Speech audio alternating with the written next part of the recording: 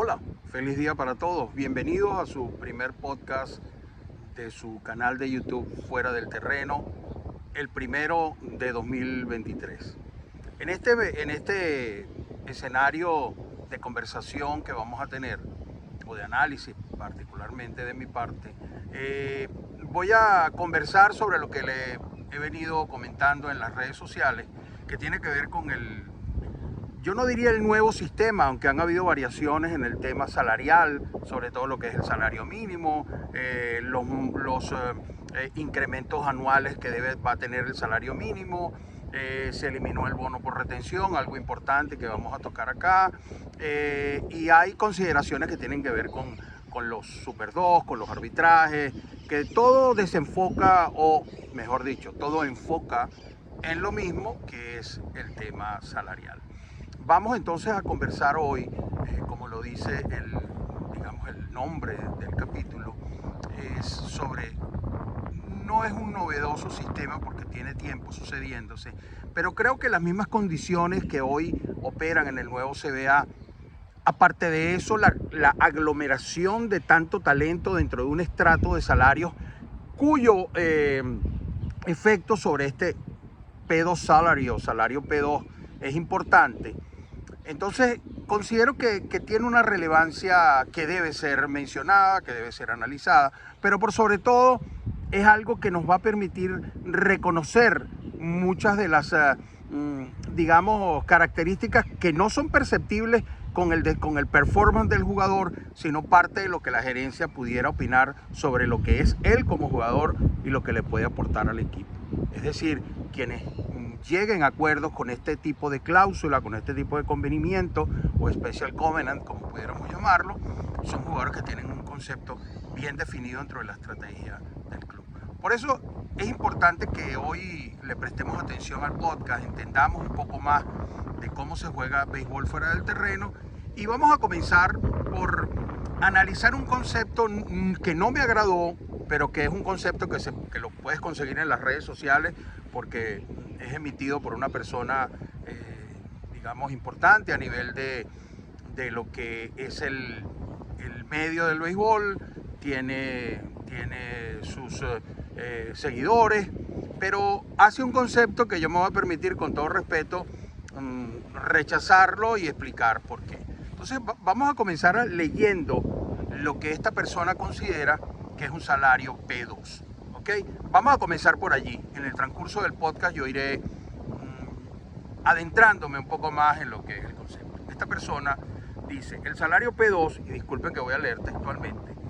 es cuánto ganará el jugador si llega a Grandes Ligas y luego se opta y acepta dicha opción. Y dicen se opta porque el americano toma el verbo de option lo toma como un verbo, y por eso lo llaman se opta, pero simplemente es bajado a ligas menores. Y por lo general es un pequeño aumento de la tasa de ligas menores, de jugadores de principiantes, de jugadores nuevos, y casi nunca, dice él, es un motivo de conflicto en las negociaciones. Yo en lo particular estoy totalmente en desacuerdo, porque aparte considero que es un análisis, por supuesto, muy personal, está presentado en un contexto que no toma la parte de lo que representa para el jugador y lo que representa en términos estratégicos para el equipo. Por eso es una definición que no comparto, y que si nos vamos al aporte que hace su interpretación, sí hay un aporte, porque nos explica de antemano que es un salario que pueden tener los jugadores una vez que son bajados. Ahora bien, y él habla de option, o sea, como el uso del verbo en inglés, option con la ed al final, es un verbo en pasado, fue opcionado, no existe en el español, pero en inglés sí, fue opcionado, es decir, fue bajado a ligas menores. Pero resulta que a las ligas menores se puede bajar por dos vías fundamentales. Una es como la que él comenta, es decir, jugadores que son cedidos opcionalmente, que es como se diría en español, y que esa cesión opcional va a cargarse contra el número de sesiones opcionales que la regla 11 del MLB Rule lo establece, que dice que son un máximo de 3 sesiones opcionales, pudiendo tener una cuarta si en esa temporada tuvo ciertas características, basado básicamente en el plazo que jugó en una liga larga y que hubiera estado más de 90 días en esa liga larga, en el roster activo o al menos en una lista de incapacitados. Pero no viene al caso, porque lo importante es que él habla en su concepto de que son los jugadores que bajan con opciones. Por lo general, el jugador que baja con opciones es un jugador que no se va, no tiene, digamos, no tiene el riesgo de perderse o de perderlo a través de un waiver, porque los jugadores, precisamente en las sesiones opcionales, es la manera que tienen los equipos de protegerse, de que puedan tener un cierto nivel, no son, ya sabemos que son máximo una por año, debe ser mínimo de 21 días en ligas menores para quemar esa opción, pero la nueva regla o las nuevas reglas de este nuevo CBA también establece que debe tener un máximo de subidas y bajadas por temporada que está en 5 veces. Entonces, ok, está bien, esos jugadores pudieran ser parte de los jugadores que perciben un salario P2, pero lo que no me gusta del concepto es que habla solamente de ese jugador y no habla del otro tipo de jugador que es también bajado a ligas menores, pero a través de un outright assignment. Cuando usted baja un jugador con un outright assignment, lo está sacando del roster de 40. Cuando usted baja un jugador con una sesión opcional, lo mantienes en el roster de 40, pero estás usando esa cuenta de ahorro, digámoslo así, de la cantidad de veces que puedes bajarlo. ¿Ok? Pero al final del día, ambos, y por eso el concepto, al decir solo opciones, me preocupa, pero debería ser cualquier jugador que es bajado a ligas menores, tanto por la vía de una sesión opcional o por la vía de un outright assignment. Ahora, allí comienza entonces otro análisis. El análisis que hay que hacer ahora con respecto a esto es si un jugador que es bajado a ligas menores puede ser usado con una sesión opcional y no pasa por waiver, no habría la necesidad imperiosa, a menos que estratégicamente el jugador cumpla unas funciones muy importantes dentro del equipo, de crearle un salario P2. Un salario P2 no es más que una cláusula que le va a permitir obtener un contrato garantizado, y aquí es donde vemos, ¿sí puede haber contrato garantizado en ligas menores? Sí, incluso con jugadores con opciones, que forman parte del roster de 40, e incluso también con jugadores sin opciones, es decir, jugadores que son bajados a través de un outright assignment, que pasan por waiver y que por lo general estas cláusulas son, digamos, de cierta cantidad de dinero importante, no solo para mantener al jugador contento, porque aunque no esté fuera del roster está ganando un buen dinero, pero siempre tiene la expectativa y tiene la probabilidad de que puede subir en cualquier momento porque el equipo así lo desea y porque se convino en la misma conversación que tuvimos los agentes con los gerentes y los peloteros. Ahí hay un convenimiento que establece que está bien, te puedo sacar del roster de 40 porque puedo necesitar el espacio para otra acción contractual, pero siempre te voy a tener pendiente y te garantizo un salario que, vuelvo y repito, y así también estoy de acuerdo, de que es un salario por lo general por encima de lo que ganaría en el contrato original que tuvo cuando entró al equipo para la temporada en cuestión. Es decir, entonces, que hay esa figura de que entonces pueden ser usados por jugadores con opciones y con jugadores sin opciones. Ahora, ¿cuál es el que realmente pudiera tener digamos, el beneficio como tal, o pudiera conversarse en una mesa de negociaciones? Para mí es el jugador que no tiene opciones, porque es el jugador es el jugador que está más desprotegido, porque no forma parte del roster de 40, si lo bajan, y en ese momento pues el certeza no tiene y no hay garantía de que pueda proseguir con su carrera, más allá de que decida convertirse en agente libre y bueno, tenga que volver a comenzar a tocar puertas. Esto le da una garantía no solo desde el punto de vista laboral, sino una garantía desde el punto de vista monetario. Si es un jugador con opciones, vuelvo a repetir, es un jugador que no tiene riesgo de ser tomado en waiver y volviendo al tema de los jugadores, por cierto,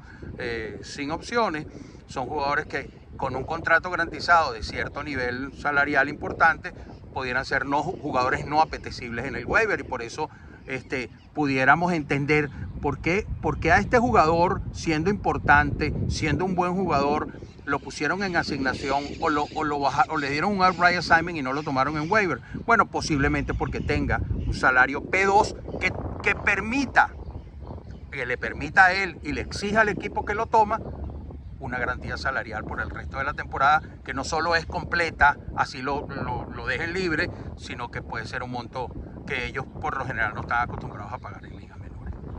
Pero estos son jugadores que tienen unas características especiales, son jugadores con experiencia. Incluso el salario P2 toma más auge para esta temporada porque conocemos que se eliminó en el convenio colectivo el bono por retención. Entonces eso hace que ya los jugadores, agentes libres con más de 6 años y que no tengan contrato y que son llevados al juego, digamos, y comenzamos por el Sprint Training a través de lo que se conoce como un NRI, un Non-Roster Invited o un Non-Roster Invitation, que no es más que una invitación al campo de entrenamiento, y si logras hacer el equipo, entrarías, y aquí vamos a dar un ejemplo, entrarías con un contrato garantizado. Si logras hacer el equipo, todos los jugadores que llegan al roster de 26 al inicio de la temporada tienen su contrato garantizado, pero si no entras al roster del equipo el primer día, pero decides quedarte en ligas menores, es porque probablemente tengas un contrato split que haga que por lo general y es así, los contratos split nacen desde las ligas menores para jugadores con posibilidades de subir. Ese contrato split te daría un sueldo en ligas menores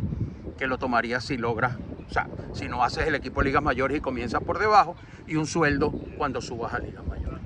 Ahora, ¿dónde entra el salario P2 para un jugador que no tenga opciones? Este jugador que no tiene opciones pudiera negociar con el equipo o su agente, decirle: yo acepto un contrato split, porque él no hizo el roster. Al no hacer el roster, comienza todo el proceso. Si hace el roster, no hay ni contrato split ni hay P2 porque su salario es garantizado. Y el salario sería al menos el mínimo de Grandes Ligas, que para esta temporada creo que es $720,000. Pero si no es así y entra con un salario de ligas menores, va a tener entonces en su contrato un salario en ligas mayores, pero pudiera tener un P2 que indique que si él es sacado del roster de 40 por vía de un outright assignment o es cedido opcionalmente, si tuviera opciones, va a tener un salario garantizado. Por eso, algunos de los que estudiamos el tema hemos coincidido en que un jugador pudiera tener hasta 3 tipos de salario. Es decir, el salario de ligas menores, que es con quien decidiste pues jugar luego que fuiste invitado al campo de entrenamiento, no hiciste el equipo y entraste por la vía de las ligas menores. Tienes un salario para cuando subas por primera vez, y si te quedas toda la temporada terminarás con ese salario, pero no es garantizado. Pero también tienes un P2 que te permite garantizarte un salario mayor al salario que tenías en ligas menores según el contrato split, que no es garantizado. Tendrías un salario mayor y tendrías garantía.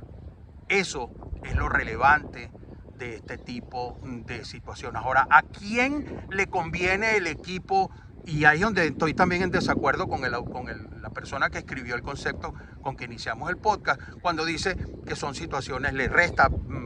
prestancia, le resta valor a esta tipología de cláusula contractual, diciendo que por lo general no es relevante, y por supuesto que es relevante para un jugador que venga de ligas extranjeras, para un jugador agente libre, para un jugador que esté en sus últimos años pero todavía tiene un importante aporte o puede generar, y eso lo vemos, y buena parte de la nómina, el 60-70% de la nómina de Grandes Ligas está en un modelo de jugador que está o en crecimiento o está, digamos, ya generando aportes, pero que no prevén condiciones muy superiores en el largo o en el mediano plazo. O sea, un jugador que en vez de venir en ascenso puede venir en declive, sin subestimar, porque todos los jugadores en algún momento comienzan su declive, pero hay una fuerte presión de este tipo de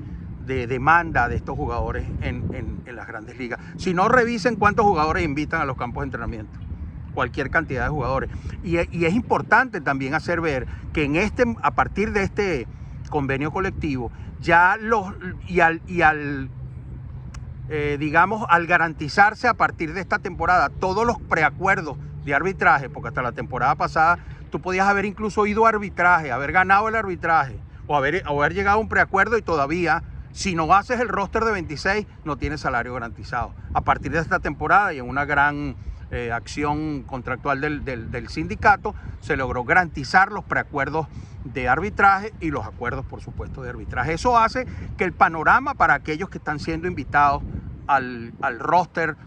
con estos NRI se reduce, puesto que ya no puedes ocupar puestos de jugadores, como si lo podías hacer antes, que estaban en arbitraje. Y esta acotación la hago para darle un poco más de engranaje a todo esto, que no es sencillo y que yo trato evidentemente de explicárselo de la mejor manera. Entonces, en el ejemplo pudimos determinar que sí hay entonces garantías o contratos garantizados en ligas menores, inclusive para jugadores que no son de roster de 40. Porque al darle un outright assignment a alguien y activarse su salario P2, quiere decir que ese salario es garantizado y él no es miembro del sindicato ni parte del roster activo de las grandes ligas. Ahora, y lo dejé ahora al final, ¿no? ¿Por qué P2? Siempre me dice la pregunta. Pero es que resulta que el segundo parágrafo o el segundo párrafo del contrato uniforme de ligas mayores es el párrafo de salario. No habla del P2. El P2 no está explícito en ningún lugar, a menos que haya una carta interna en las grandes ligas. Pero sí existe. Y son convenimientos especiales que también son cláusulas que están en el contrato uniforme de grandes ligas, con que se adorna este parágrafo 2 que habla de los salarios y cómo los vas a cobrar y cuántos salarios vas a tener. Entonces puedes tener salarios de ligas menores, salario de ligas mayores, no garantizados ambos, y se convierten en un split contract, y un salario garantizado si luego de haber subido, comenzaste abajo, recuérdalo, luego de haber subido, te bajan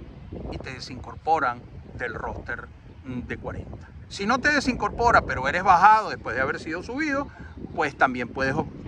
es decir, tienes sesiones opcionales vigentes, puedes optar también por el P2. Eso forma parte de lo que los agentes debemos tener en cuenta a la hora de sentarse o sentarnos a la mesa de negociación. Entiendo que no es usual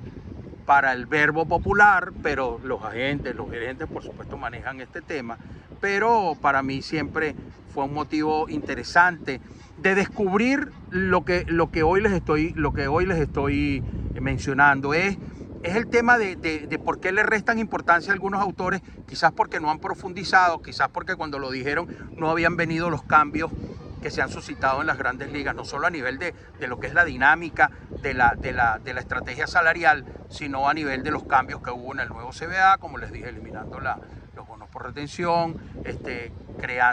dándole garantía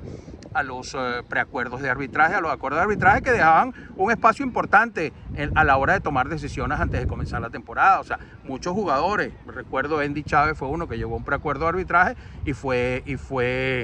no hizo el roster o no le permitieron hacer el roster y simple y llanamente le cubrían una alícuota que tiene que ver con los días de sprint training y todas estas cosas que ahorita no vienen al caso. Pero es importante el salario P2, es muy importante en la estrategia de jugadores que están en ese vaivén de ligas menores y en ese entorno donde les dije está la gran mayoría y es donde se suceden realmente las grandes operaciones o las operaciones, que son muchas, que afectan la estrategia diaria de una gerencia de operaciones de un equipo de béisbol. Espero haberles explicado de la manera más didáctica, más pedagógica posible. Síganme por mi canal de YouTube,